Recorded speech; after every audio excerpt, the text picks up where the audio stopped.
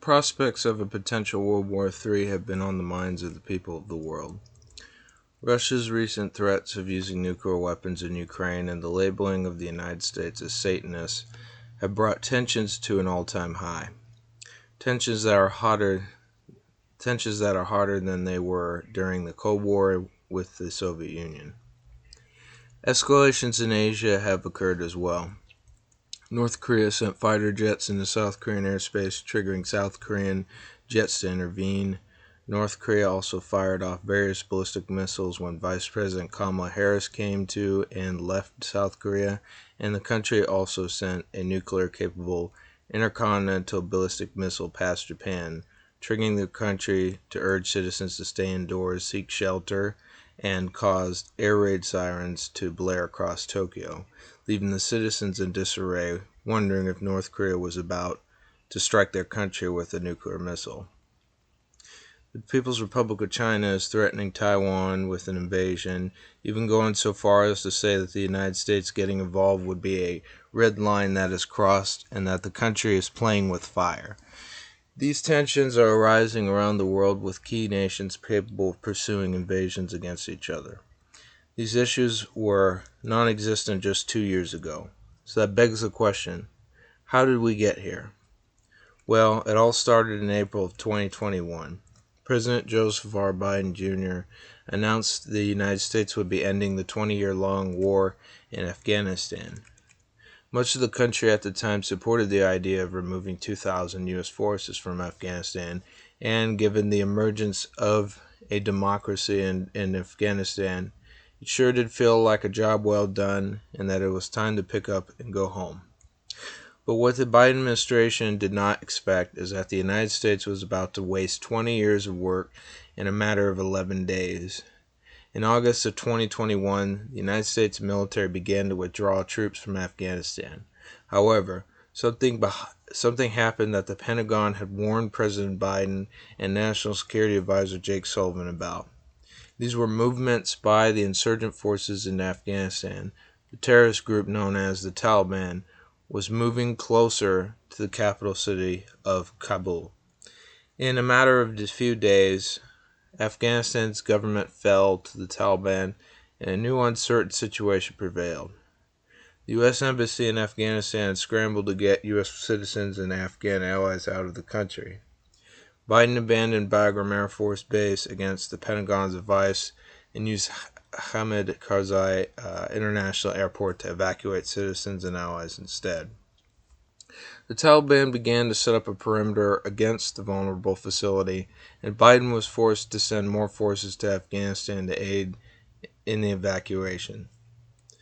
The U.S. Embassy gave contradictory and confusing information to citizens and allies during the time, giving them inconsistent advice on when to evacuate or not to evacuate. The airport was closed and reopened multiple times, and the administration even had to rush to find a safe place to land evacuees. There was literally no planning in the operation other than that it would not require additional U.S. forces, that Bagram could be left behind, and that Kabul was not going to fall. But all were wrong. The climax of the situation occurred when a suicide bomber drove up to the entrance of the Kabul airport, blowing up a truckload of bombs. This attack killed 13 U.S. service members and many citizens.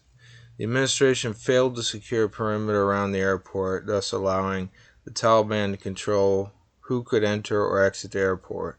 The evacuation was a mess and a complete strategic failure.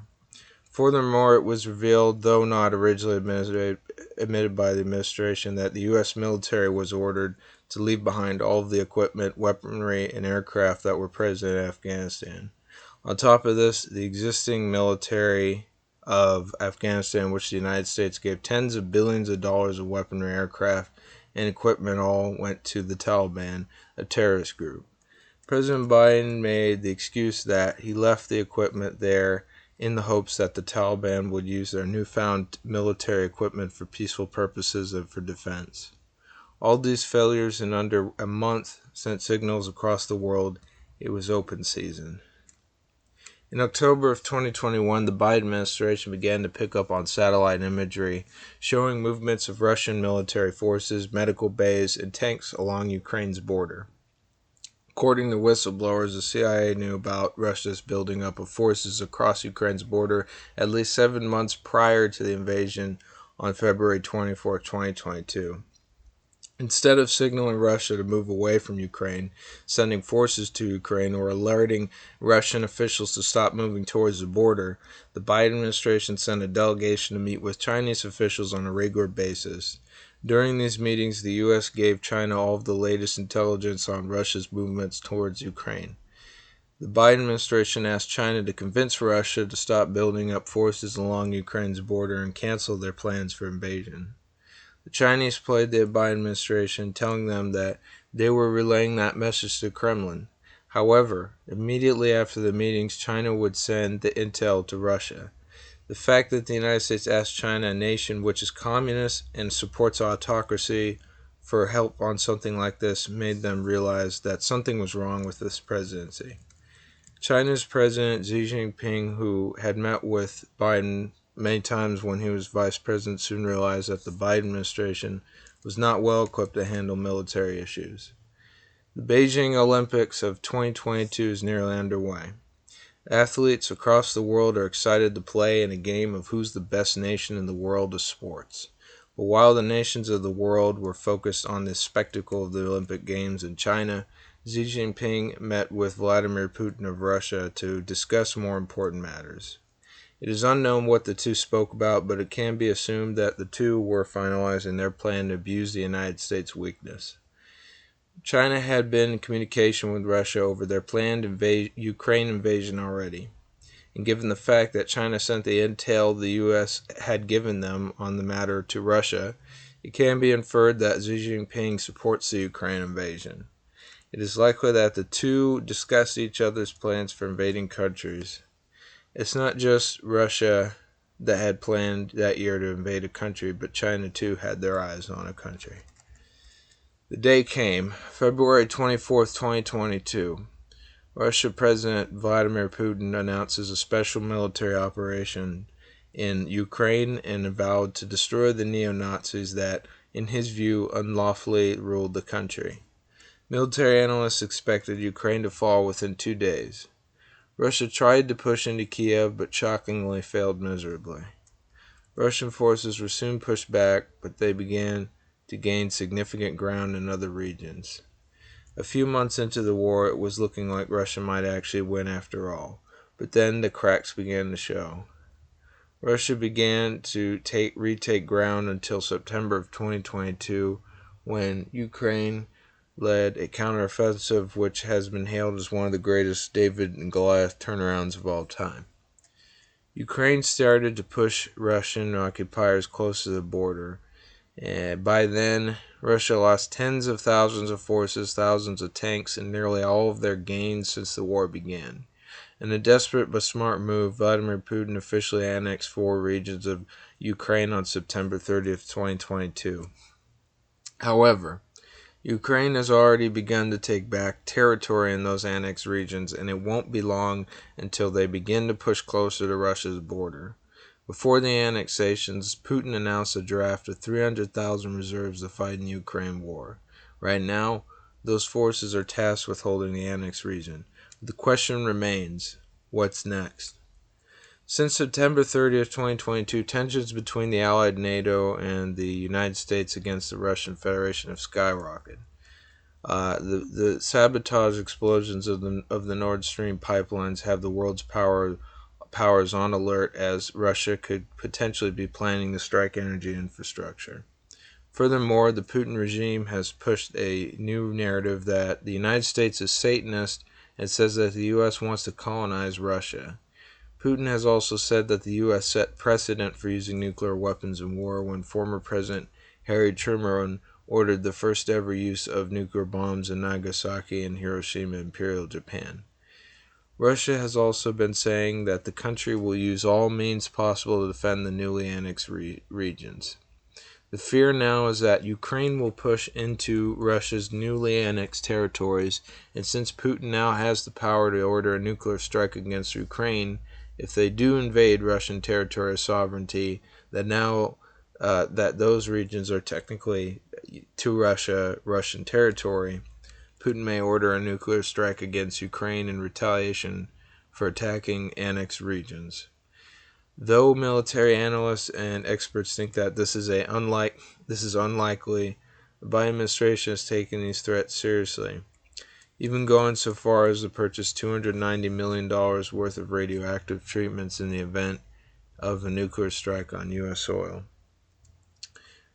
President Biden has even said that if Putin were to use a nuclear weapon in Ukraine, that it would lead to Armageddon, and that the situation right now between the United States, allies, and Russia are at the highest tension since the Cuban Missile Crisis, which nearly led to war between the United States and the Soviet Union. This is where we leave off our run-up to the situation that could lead to World War III, and begin to discuss a realistic worst-case scenario of what the war could look like. The worst-case scenario, or the nightmare scenario of what a global conflict could look like, would involve multiple factors which can be interchangeable. There are a few basic contingencies that would obviously devolve society into war, but let's look at a realistic set of contingencies and outcomes given the present situation we are in. First and foremost, since Ukraine is pushing into Russia's newly annexed territories, and since in Russia those lands are considered Russian sovereignty, Vladimir Putin has the power to strike Ukraine with a nuclear weapon, which otherwise he would not have. Now the question arises, if Putin were to use a nuclear weapon, what kind? There are two kinds of nuclear weapons, strategic and tactical. Strategic weapons can destroy an entire city, whereas tactical weapons can wipe out sections of a city. If Putin wanted to prove a point, he could send a tactical nuclear missile and hit the Baltic Seas near Ukraine just to scare the international community. But if Putin feels he's backed in a corner and is about to lose annexed territories, he may order the strike on Ukrainian soil. This would bring devastating impacts to those in the vicinity of the blast and would kill many. However, much more destruction, death, and radioactive fallout would occur if Putin used a strategic nuclear weapon. Now, President Biden has supposedly said that if Russia hits Ukraine with a nuclear weapon, it would trigger a response. But as to whether that means NATO and the U.S. would get involved with the Ukraine war or even respond in like kind with Russia's nuclear missile, that is unknown.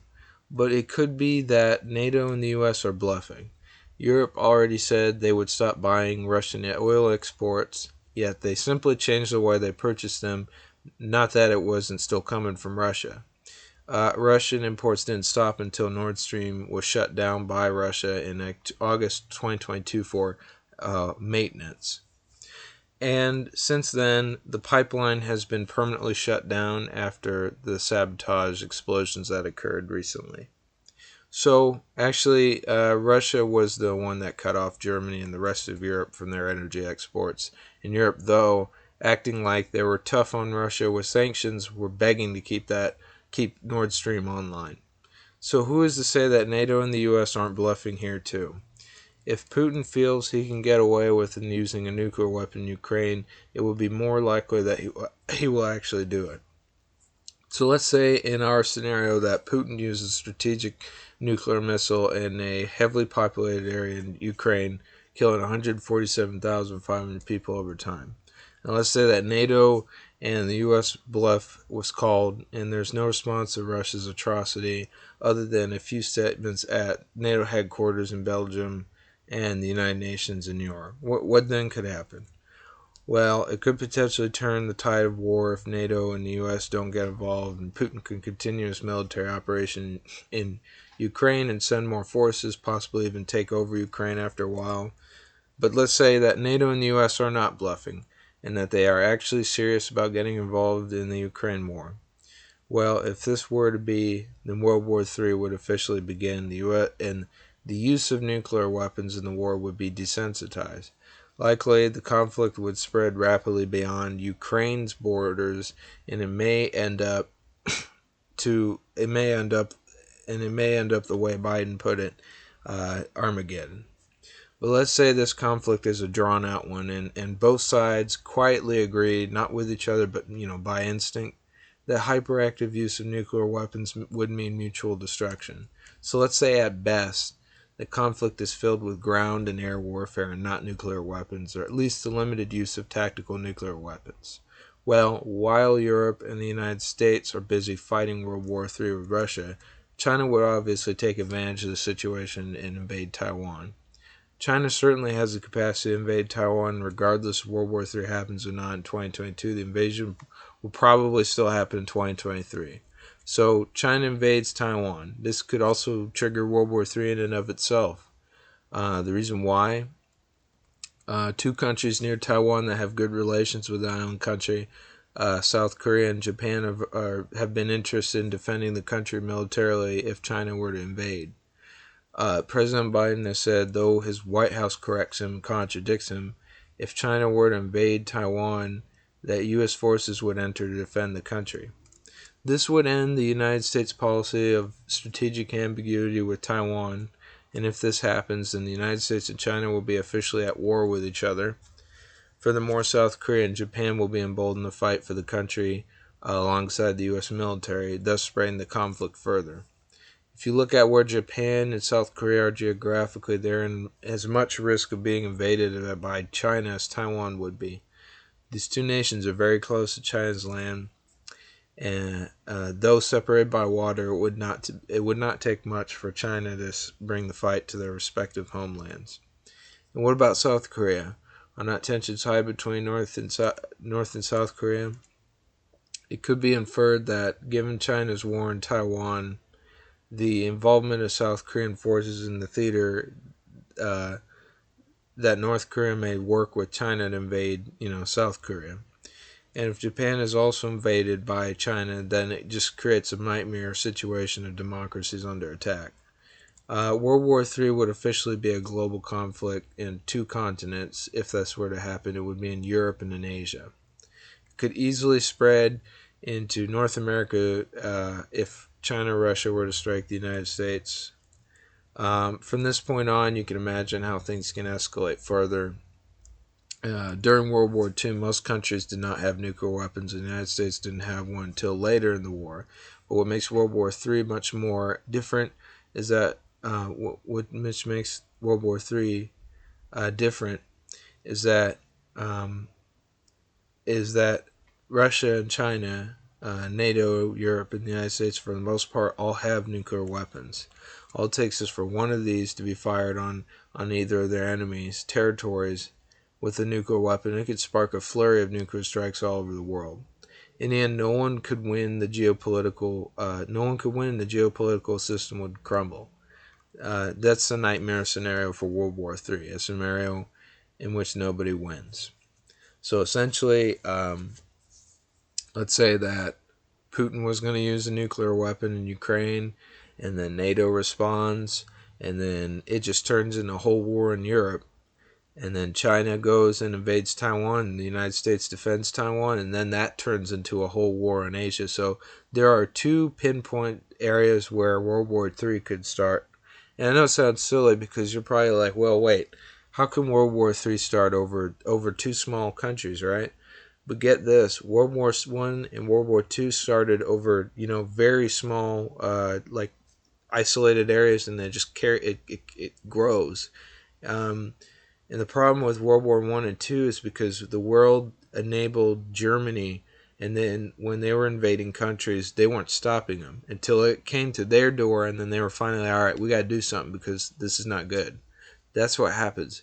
That's what can happen here. I mean, it could be that Putin takes over Ukraine, and then he says, well, they didn't stop me, so why don't I go in Poland and do it? When you let them do this stuff, they're going to continue what they're doing later on. They're not going to stop.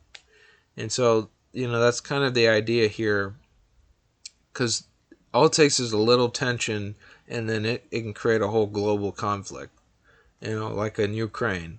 All it takes is them using a nuclear weapon, and then NATO responds, and then that's a war right there.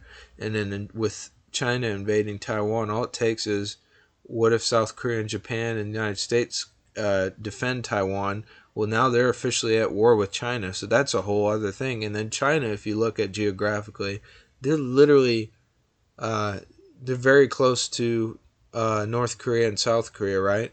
North Korea is in alliance with China. They're both communist countries, so I don't think North Korea would have a problem. I know it sounds crazy, but I don't think that if they think they can take advantage of the war, I don't think they would have a problem invading South Korea if they were aiding in Taiwan. Um,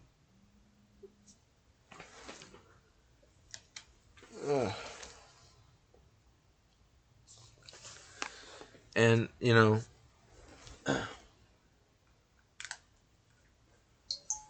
I don't think they have a problem with that, and Japan too is also very close.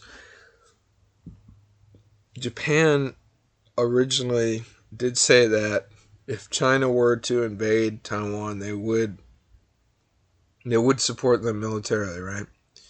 And then China, I don't know if it was their foreign minister, but then they responded saying that they openly said it too. They said that they were going to nuke Tokyo if they were going to have a nuclear strike on Tokyo if Japan got involved. And China just said that, and there was like no response from anyone in the world. People aren't paying attention to what's going on because I know it sounds like a pipe theory here. I know it sounds crazy. It probably sounds like I'm some QAnon conspiracist, but I'm just saying it's really easy to start a war, and given these circumstances, it would not be a good time. But there is another scenario. What if the best possible events occurred? Though still bringing the world to war, but not to the extent of global conflict like World War III. It would be the situation that Russia continues to invade Ukraine without use of nuclear weapons, and that China too invades Taiwan. Whether or not the two are successful, this route would probably prevent World War III. But this would rest on the United States and whether the nation will defend Taiwan from China's invasion. So if World War III would begin, uh, uh, if World War III would begin, it would probably come from if Ukraine gets hit with a nuclear missile by Putin, because that's just too far. You can't enable that. If you enable Putin to do a nuclear strike in Ukraine, he's just going to keep going. So that point, NATO's probably going to maybe respond unless they're bluffing. Which I think, personally, that's my opinion. I think that NATO and the United States are probably bluffing. But if they do go in and it becomes a conflict there, and then China's emboldened by that, and they go and invade Taiwan, and then that, we defend them, and the South Korea and Japan get in. I'm just saying, it's just but best case scenario is that does not happen, and maybe it doesn't lead to World War III. As long as the United States doesn't get involved in Taiwan, that's your last test. But maybe Biden's bluffing. Or maybe Putin's invasion is such a big failure that it just deters China. Maybe Putin just gives up, Maybe his 300,000 forces, they just give up, and maybe he gets deposed. Who knows? But I'm just saying, maybe it's such a big failure that China doesn't invade Taiwan, which would, if the United States defended, would probably lead to World War III. So that's another best case scenario. But, I pray to God that, and I know so many others do as well, that this nightmare scenario does not happen. Although one day the world will end, that does not mean we should just, let ourselves destroy what God created, because, it just seems like all of a sudden there's all these countries around the world doing silly stuff, and it can get out of hand. But of the truth, even if a global nuclear war happened, it would not destroy life. Not every place in the world would be hit with a nuclear missile. A lot of people are freaking out about radioactive fallout and all that stuff. It's crazy, but it's not as crazy. It's not like it's just gonna who knows. But not every place in the world would be hit with a nuclear missile, and it's unclear what the effect on the atmosphere would be if it was just like this big flurry of nuclear missiles, because it got crazy. It just I know it sounds like a joke, but I mean, this is what happens. This is what happens when you project weakness. This is what happens. The dictators, the autocrats, the communists, they come in and they screw everything up. That's what they did in the 80s. In the 80s, People thought they were going to World War III in the 80s because of the Soviet Union. People thought they were going to World War III in the 60s too because of Cuban Missile Crisis, but in the 80s because of the Soviet Union there was tensions. It didn't turn into World War III, and look, thankfully it didn't. And you see how Soviet Union dissolved. But this is what happens when you give dictators the access to nuclear weapons, and they're gonna do the strongman arm. They're gonna wave it in your face. Hey, I got nukes, and they're gonna threaten your country. And that's just what happens. I mean, that's what the problem is. You can't project weakness at a time when there's so many dictatorships, so many communist countries, and especially when they have access to nuclear weapons, because the only thing that happens is when they see that weakness, they're going to pounce on it, and then one thing's going to lead to another, and it just devolves into a whole war. And it's silly. I know it sounds silly, but that's how it works. That's how it worked in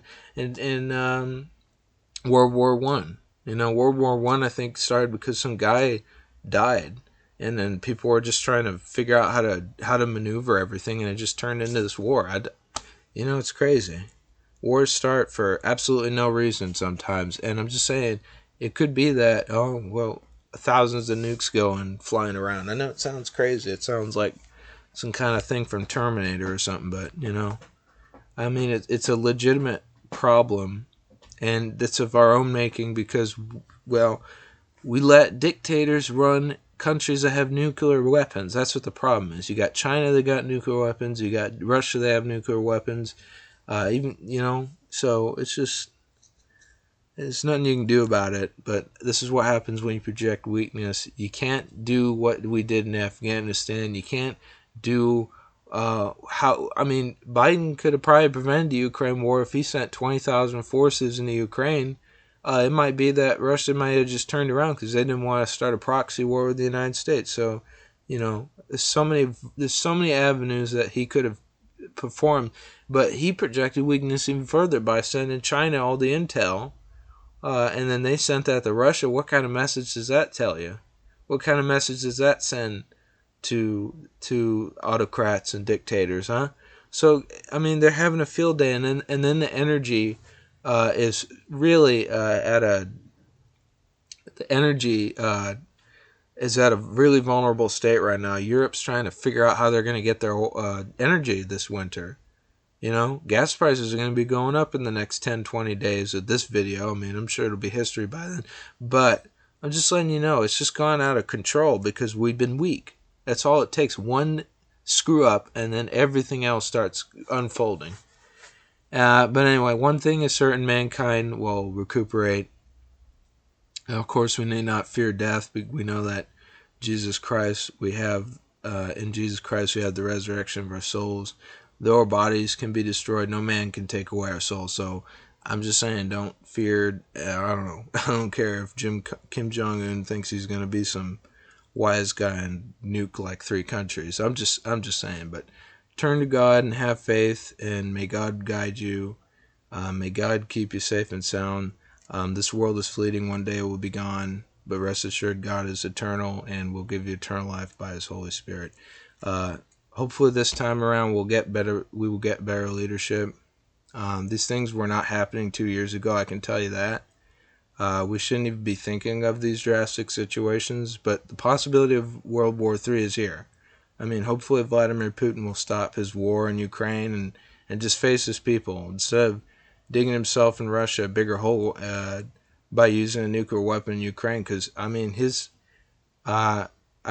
I was a dictator right now in the position that Putin is in, he's in big trouble right now. They had a concert and they had to add fake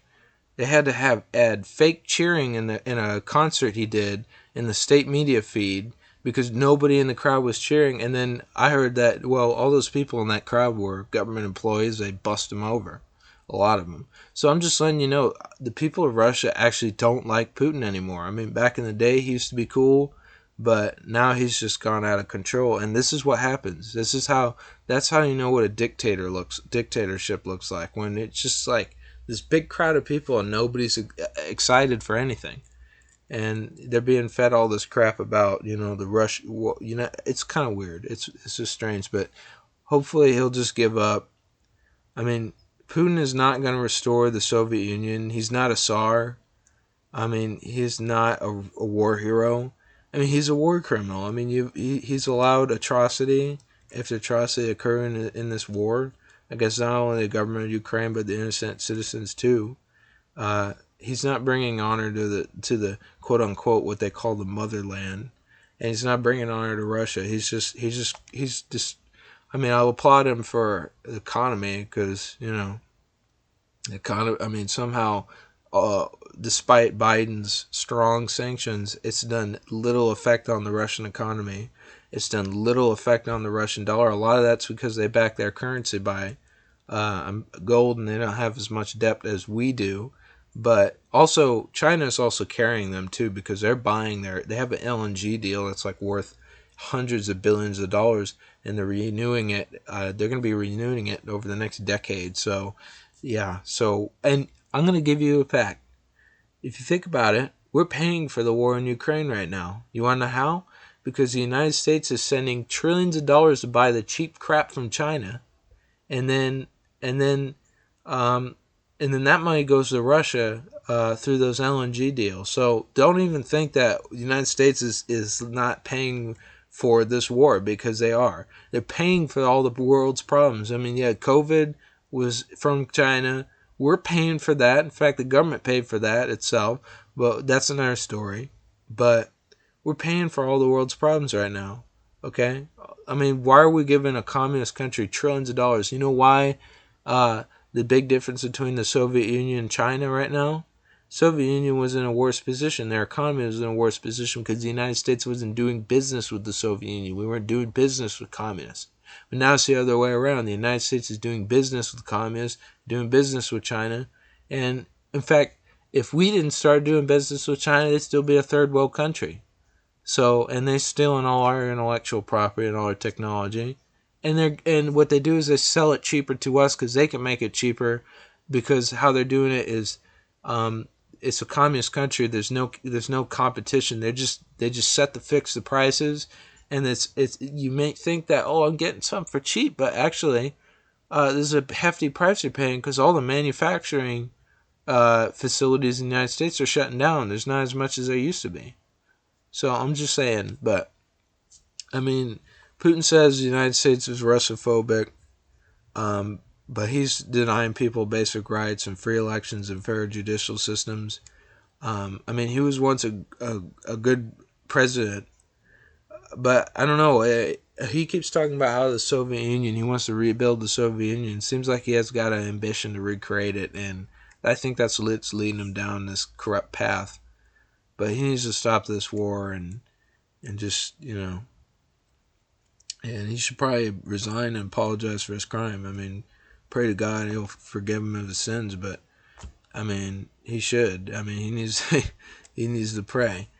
But I mean, it's just, yeah, I don't know.